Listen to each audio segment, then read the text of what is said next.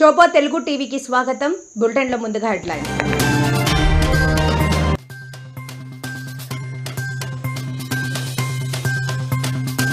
తిరుమల శ్రీవారిని దర్శించుకున్న రాష్ట్రపతి ద్రౌపది ముర్ము. ఘన స్వాగతం పలికిన ఆలయ అర్చకులు.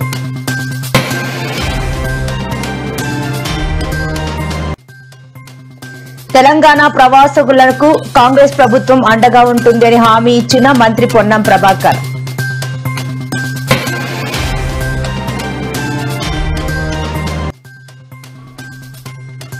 ఫార్ములా ఈ కార్ కేసులో నన్ను అరెస్ట్ చేసే ధైర్యం ప్రభుత్వం చేయదు అంటూ ధీమా వ్యక్తం చేసిన కేటీఆర్.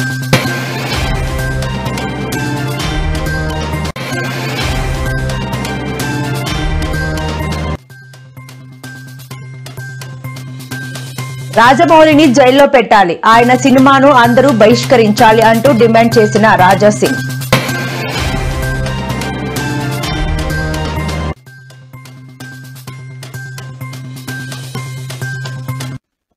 తిరుమల కల్తీ నెయ్యి వ్యవహారంపై సిట్ విచారణ అనంతరం వైవి సుబ్బారెడ్డి కీలక వ్యాఖ్యలు.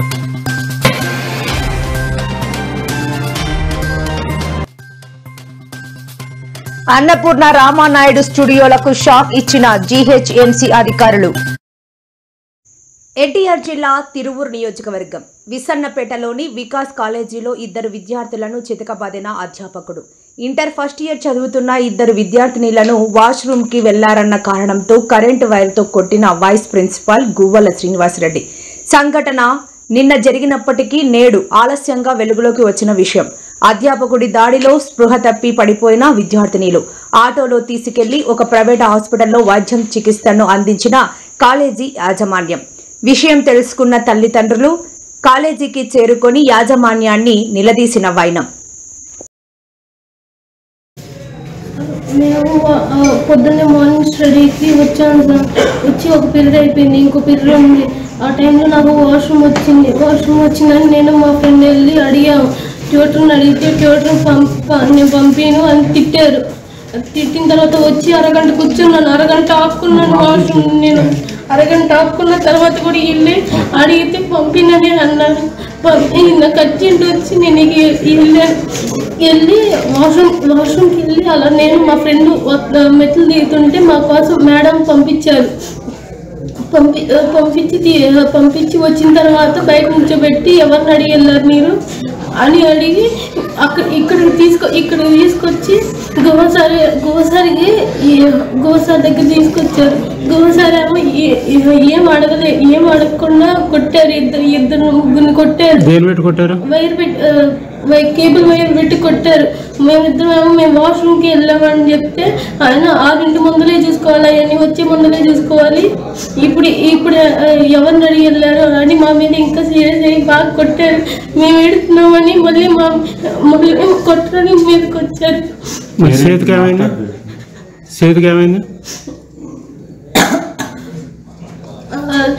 అలానే ఏడ్చుకుంటా వస్తుంటే పడిపోయాను. నేను మా ఫ్రెండ్ పడిపోయా. బాగా కొట్టారు. గువ్వల శ్రీనివాసరెడ్డి. బాగా కొట్టారు. పడిపోతే మమ్మల్ని ఈ హాస్టల్కి తీసుకెళ్ళి పసుపు అవన్నీ రాశారు. అయినా కానీ లెగట్లేదని వార్డెన్ మేడంకి చెప్తే వార్డెన్ మేడం ఆటోకి ఫోన్ చేశారు. మమ్మల్ని శవాలు ఎత్తుకెళ్ళారు సార్. మమ్మల్ని సీసీ కెమెరాలు కూడా వచ్చిన తర్వాత చూసాను సార్. నేను సీసీ కెమెరా శవాలు తీసుకెళ్ళి అక్కడ పెడితే హార్ట్ బీట్ స్లోగా కొట్టుకుంటున్నారు. ఏ హాస్పిటల్కి వెళ్ళారు? విజేత హాస్పిటల్కి.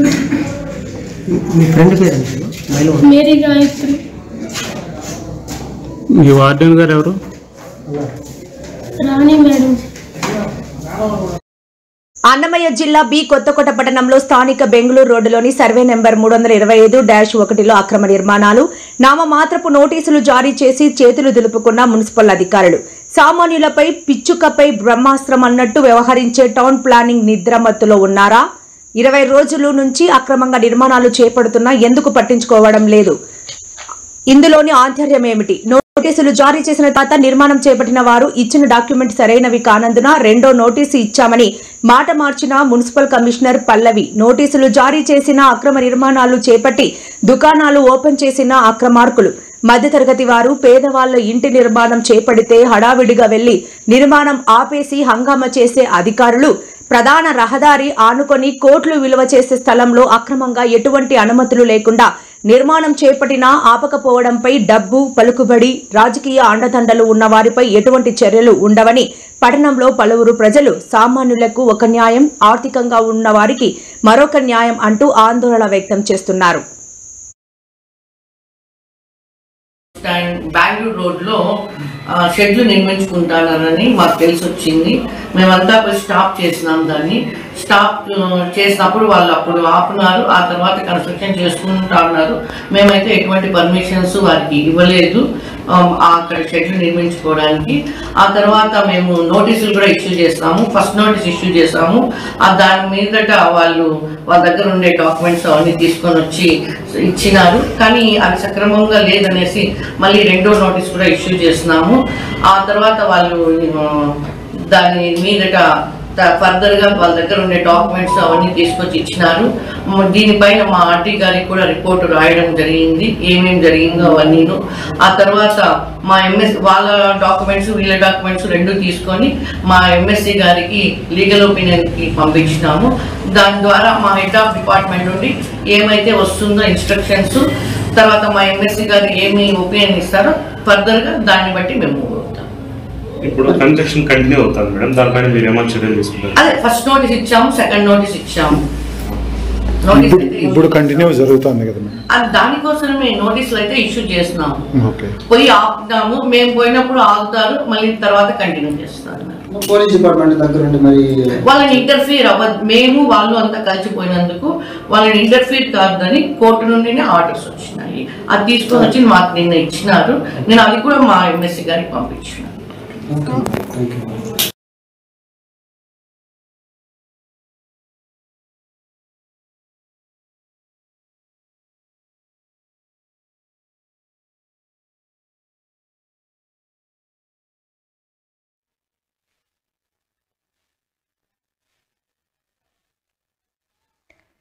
రెండు రోజుల పర్యటనలో భాగంగా భారత రాష్ట్రపతి ద్రౌపది ముర్ము ఇవాళ తిరుమల శ్రీవారిని దర్శించుకున్నారు. ఆమె వెంట TTD chairman BR Naidu, EO AV Dharmareddy తదితరులు ఉన్నారు. ఈ సందర్భంగా ఆలయ అర్చకులు రాష్ట్రపతికి పూర్ణ కుంభంతో ఘనస్వాగతం పలికారు. తొలుత ఆమె ఆలయ సాంప్రదాయం ప్రకారం శ్రీ భూవరాహ స్వామి దర్శనం చేసుకున్నారు. అనంతరం శ్రీ వెంకటేశ్వర స్వామి ఆలయంలోకి వెళ్లి దర్శనం చేసుకున్నారు. రాష్ట్రపతి రాక సందర్భంగా ఆలయ ఆవరణలో ఎలాంటి అవాంఛనీయ ఘటనలు చోటు చేసుకోకుండా భారీ పోలీస్ బందోబస్తు ఏర్పాటు చేశారు.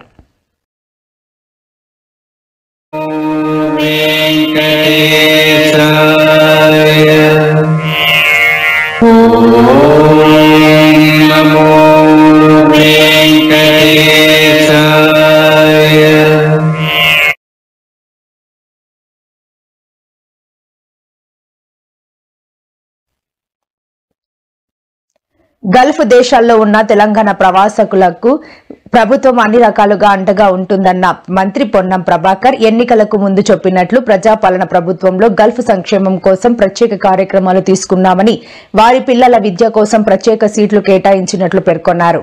తెలంగాణ ప్రవాస నివాసితులకు అడ్వైజరీ కమిటీ వారి అంశాలను పరిగణలోకి తీసుకోవాలి. జిల్లాలో కూడా గల్ఫ్ ప్రభావితం ఉన్న ప్రాంతాల్లో పర్యటించి వారి సమస్యలు అడిగి తెలుసుకుని వారి సలహాలు సూచనలు స్వీకరించాలని కోరారు. Telangana north east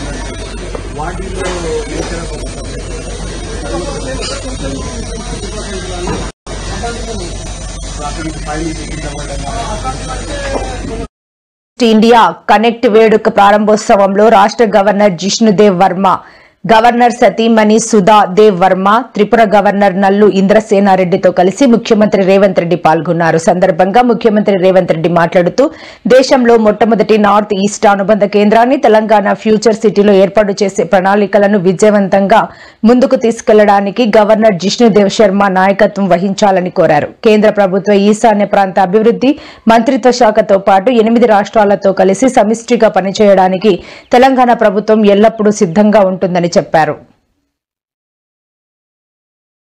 To mention here, already we have started a cultural exchange. We have given our Telangana brother as a governor of Tripura. Now Tripura brother is representing as a Telangana governor. This relation has to improve, has to continue for a quite long time. We will work with the central government, Ministry of Development of Northeastern region, and 8 states in creating India's first Northeast Annex at Bharat Future City. I will request the Governor, His Excellency Jishnudev Varmaji, to lead this initiative to make this idea successful. The Telangana Northeast Connect Festival is the beginning for more collaborations and people-to-people exchange program. I congratulate all officers and teams who have worked on making this a big success. I hope all guests have a wonderful time. Welcome again to the Hyderabad and Telangana. I need your help to take our vision of Telangana rising to every part of the country and world. Sir, we are going to celebrate our 2 years tenure is going to complete on December 8th and 9th. We are going to organize a Telangana Rising 2047 Global Summit. We are inviting guests from all over the world. We wanted to present ourselves. We wanted to project ourselves. Hyderabad, Telangana is the destiny for investments. Here, IT, pharma, GCC, data center, healthcare, you know better than me. So all these are improvements are going on. So we wanted to take up the to next level. So we are trying to improve our infrastructure, China plus one. The world is looking for China plus one country. I wanted to develop, I wanted to compete with New York or Singapore, Dubai. So we don't have any issues with my neighboring states. Just I wanted to compete with New York or Singapore or Dubai. We wanted to make sure we are trying to develop our infrastructure, our culture and knowledge hub. All I ప్రముఖ సినీ దర్శకుడు SS Rajamouli హనుమంతుడిపై చేసిన వ్యాఖ్యలు తీవ్ర వివాదానికి దారితీశాయి. ఓ కార్యక్రమంలో ఆయన చేసిన ఈ వ్యాఖ్యలపై గోషామహల్ బీజేపీ ఎమ్మెల్యే రాజా సింగ్ తీవ్రస్థాయిలో మండిపడ్డారు. హిందువుల మనోభావాలను దెబ్బతీసిన రాజమౌళిని జైల్లో పెట్టాలని ఆయన డిమాండ్ చేశారు. ఈ మేరకు రాజా సింగ్ ఓ వీడియోను విడుదల చేశారు. రాజమౌళి హిందూ దేవుళ్లను కించపరచడం ఇది మొదటిసారి కాదని, గతంలో రాముడు కృష్ణుడిపై కూడా ఇలాంటి వ్యాఖ్యలే చేశారని గుర్తు చేశారు. ఇలాంటి దర్శకుడిపై హిందువులు ఫిర్యాదులు చేయాలని ఆయన కోరారు.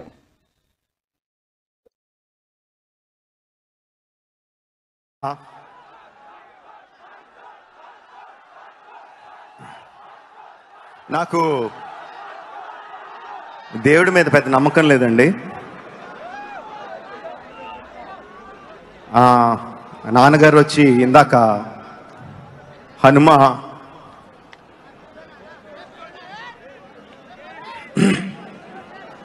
వెనకాల ఉంటాడు, గుండె తట్టి నడిపిస్తాడు అని చెప్పారు. ఇలా అయిన వెంటనే కోపం వచ్చింది, ఇదేనా నడిపించేది అని. రాజమౌళి ఒక వీడియో వైరల్ అవుతుంది. ఆ వీడియోలో ఆయన ఏం చెప్తుందంటే, నాకు హనుమంతు పైన విశ్వాసమే లేదు, మా అమ్మ నాన్నకి ఉన్నది కానీ నాకు లేదని ఆయన ఈ విధంగా మాట్లాడుతుండ్రు. ఎందుకు రవి? విశ్వాసం నీకు లేదు కానీ అదే ధర్మం పట్ల, అదే దేవుళ్ళ పట్ల మూవీస్ తయారు చేయాలి, కోట్ల రూపాయలు సంపాదించుకోవాలి. అసలేంది నీ ప్లాన్ ఏంది, నీ ఆలోచన ఏంది? అంటే ఆల్రెడీ ఇంకొక మూవీ తీస్తున్నావు వారణాసి, దాంట్లో మహేష్ బాబుకి తీసుకున్నావు. అంటే ఆ మూవీ ఎక్కువ ప్రచారం కావాలని నీ ఉద్దేశమా, లేక నిజమైన నువ్వు నాస్తికుడా? ఒకసారి డిక్లేర్ చేయి. అసలు నీ తప్పు కాదు, మా హిందువుల్లోనే ఒక తప్పు ఉన్నది. నీలాంటి ఫాల్ట్ డైరెక్టర్ కి, ప్రొడ్యూసర్ కి అసలు ఐడెంటిఫై మా హిందువులు చేస్తలేరు. నీకు ధర్మం పట్ల అభిమానం లేదు, మా దేవుళ్ళ పైన అభిమానం నీకు లేదు. నీ మూవీస్ ఎందుకు చూడాలి మా హిందువులు? బాహుబలి మూవీ తీసినావు, ఆ ప్రభాస్ తోని శివలింగం చేపట్టినావు, దాంట్లో కోట్ల రూపాయలు సంపాదించుకున్నావు ఆ మూవీతోని, ఫస్ట్ పార్ట్ సెకండ్ పార్ట్ తోని. మళ్ళా మా హిందూ దేవుళ్ళ పైన నీకు నమ్మకం లేదు. మా హిందువులకి ఒక మాట చెప్పాలనుకున్నా, ఇది ఈ రాజమౌళిది ఇది ఫస్ట్ కామెంట్ కాదు. గతంలో కూడా భగవాన్ శ్రీకృష్ణ దాసులు అంటే ఉంటాయి కదా, 16,000 దాసులు కాదు లవర్ అని ఈ విధంగా ఆయన గతంలో కూడా కామెంట్ చేసిండు. మళ్ళా నాకు రాముడి పైన విశ్వాసం లేదు, రాముడి స్టోరీ బోరింగ్ స్టోరీ అని కూడా ట్వీట్ కూడా గతంలో చేసిండు. ఇప్పుడు హనుమంతు పైన కామెంట్ చేసిండు. నా హిందువులారకి ఒక నివేదిక చేస్తున్నా, ఇట్లాంటి ఫాల్తూ డైరెక్టర్ ఫాల్తూ ప్రొడ్యూసర్ పైన కంప్లైంట్ ఇవ్వండి. ఇట్లాంటి వ్యక్తులకి జైల్లో పడేస్తే అర్థమవుతుంది, హిందూ దేవుళ్ళ పైన కామెంట్ చేస్తే అసలు ఏమవుతుంది నా గతి అని ఈయనకి అర్థమవుతుంది. అదేవిధంగా ఈ ఫాల్తూ డైరెక్టర్ ప్రొడ్యూసర్ తీసిన మూవీ ఎవరు కూడా చూడకండి. మనం చూస్తాం కోట్ల రూపాయలు, 100 కోట్ల రూపాయలు, 1000 కోట్ల రూపాయలు ఈయనకి సంపాదించిస్తాం. అందుకోసం ఈ నాస్తికుడు మన ధర్మం పైన ఏ నోరుకొస్తే అది కామెంట్ చేస్తుండ్రు. అందుకోసం మన హిందువులకి కొద్దిగా అర్థం కావాలి, మన ధర్మం పైన, మన దేశం పైన, మన సమాజం పైన ఎవరైనా తప్పుగా కామెంట్ చేస్తే ఆయన గతి ఏమవుతుంది, కొద్దిగా మన హిందువుల్లో ఒక అవేర్నెస్ వచ్చే ఇప్పుడు అవసరం ఉన్నది.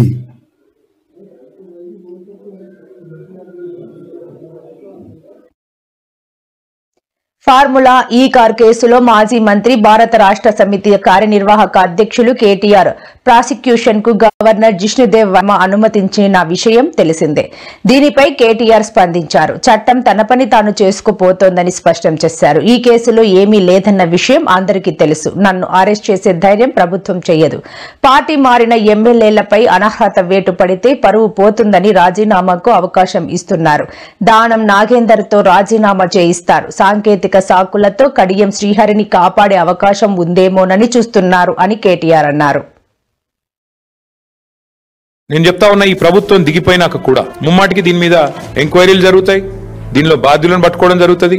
ఇందులో అనవసరంగా ఎవరన్నా పోతే మాత్రం చాలా ఇబ్బంది పడతారు. మళ్ళీ చెప్తున్నా, ఎస్ఆర్ఓ వాల్యూస్ ఎక్కడున్నాయి, మార్కెట్ వాల్యూస్ ఎక్కడున్నాయండి? ఎస్ఆర్ఓ వాల్యూకి మార్కెట్ వాల్యూకి. కానీ ఇవాళ ఎంత పెద్ద భూ కుంభకోణం అంటే ఇవాళ రేవంత్ రెడ్డి ప్రభుత్వం తెరలేపింది. సామాన్యమైన భూ కుంభకోణం కాదు. 1 కాదు 2 కాదు. హైదరాబాద్లో చాలా పెద్ద ఎత్తున మన దగ్గర పారిశ్రామిక వాడలు ఉన్నాయి.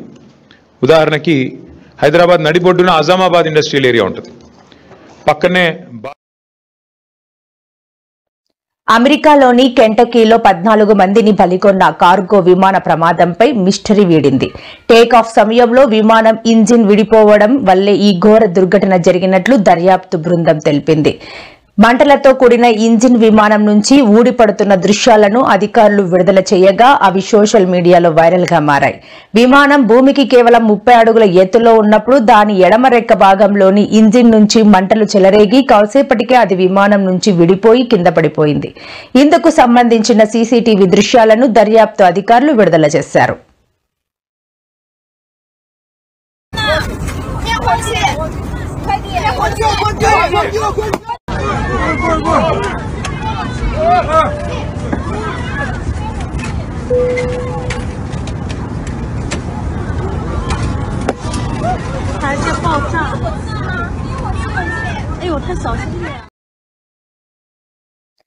వైసీపీ నేత సుబ్బారెడ్డిని సిట్ అధికారులు సుదీర్ఘంగా విచారించారు. దాదాపు 12 గంటల పాటు ప్రశ్నించారు. విచారణ అనంతరం కొన్ని కీలక పత్రాలను స్వాధీనం చేసుకున్న అధికారులు అవసరమైతే మరోసారి విచారణకు హాజరు కావాల్సి ఉంటుందని సుబ్బారెడ్డికి స్పష్టం చేశారు. విచారణ ముగిసిన తర్వాత వైవి సుబ్బారెడ్డి మీడియాతో మాట్లాడుతూ ఆసక్తికర వ్యాఖ్యలు చేశారు. సిట్ అధికారులు అడిగిన అన్ని ప్రశ్నలకు తాను సమాధానం ఇచ్చానని, విచారణకు పూర్తిగా సహకరించారని తెలిపారు. కల్తీ నెయ్యి విషయంలో నిజాలు తేలాలనే ఉద్దేశం తానే సుప్రీంకోర్టును ఆశ్రయించారని గుర్తు చేశారు.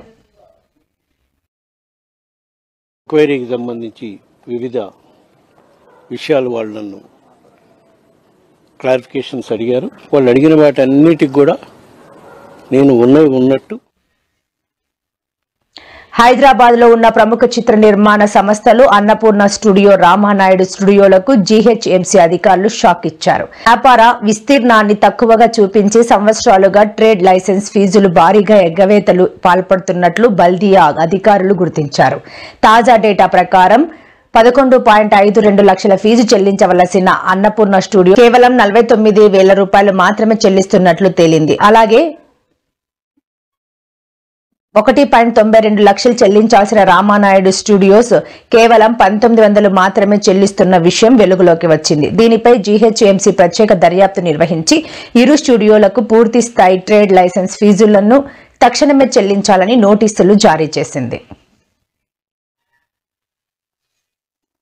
వేములవాడ రాజన్న ఆలయ వసతి గృహంలో నాగుపాము ప్రత్యక్షమైంది. డ్యూటీలో ఉన్న పోలీసులకు కేటాయించిన 13A గదిలోకి నాగుపాము వచ్చింది. దాన్ని చూసిన పోలీసులు ఒక్కసారిగా భయాందోళనకు గురయ్యారు. వెంటనే స్నేక్ క్యాచర్ కు సమాచారం ఇవ్వడంతో క్యాచర్ జగదీష్ అక్కడకు చేరుకున్నారు. నాగుపామును పట్టుకుని పట్టణ శివారులోని నిర్మానుష్య ప్రదేశంలో వదిలిపెట్టారు.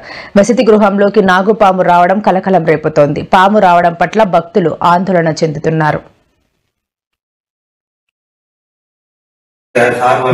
ఓకే